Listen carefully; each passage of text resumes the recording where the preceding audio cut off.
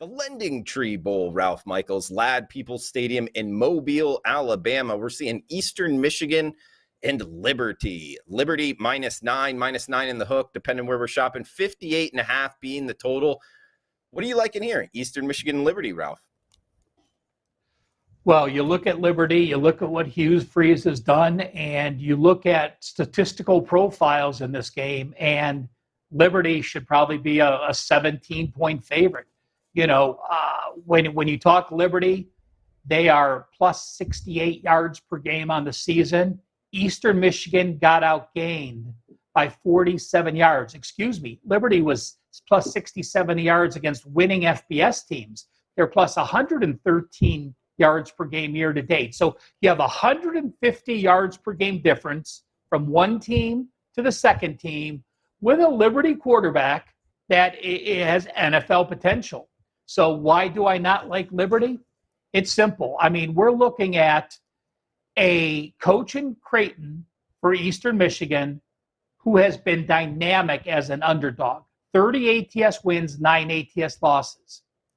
When he's an underdog off a straight-up loss, like he is in this role, he's 19-4-1 against the spread, including 14 straight covers. That's right. Eastern Michigan has covered 14 straight games off a loss when they're an underdog. You look at Liberty. They're another team. You're talking about starting the season 6-1. You lose to ULM. And then what happens down the stretch? You lose to Mississippi. You lose to Louisiana. You lose to Army.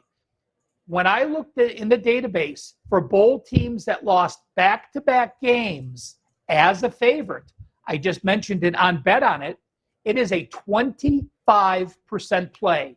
So Liberty, again, you have a team that's faded down the stretch like they have, lost back-to-back favorites to a season that they thought was going to be dynamic, has not been.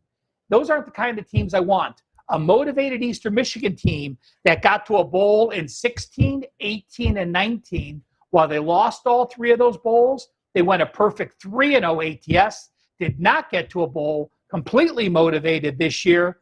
And again, it's a clear situation for me. Eastern Michigan, the dog side, with me being a very motivated team against Liberty.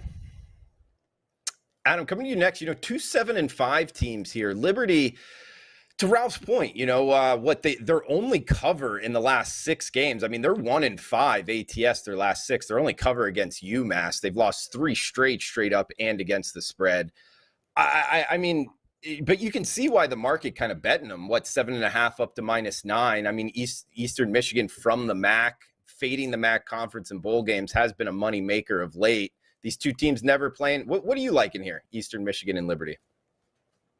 So I agree with a lot of what Ralph said. I'll try to expound upon a couple things a little bit. First, if you are just looking at like matchups and numbers here, you're probably going to come up with Liberty.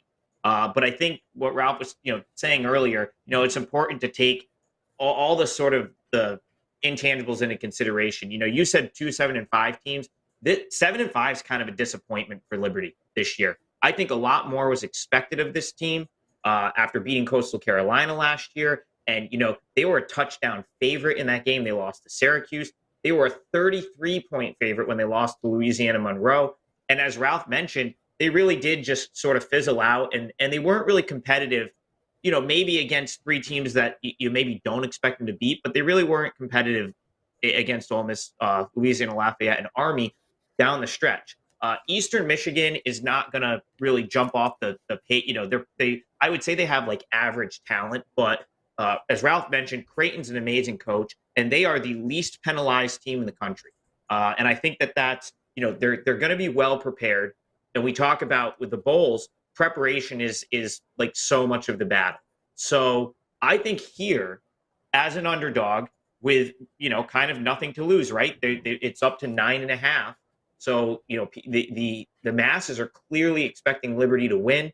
I like Eastern Michigan being a little bit more prepared here.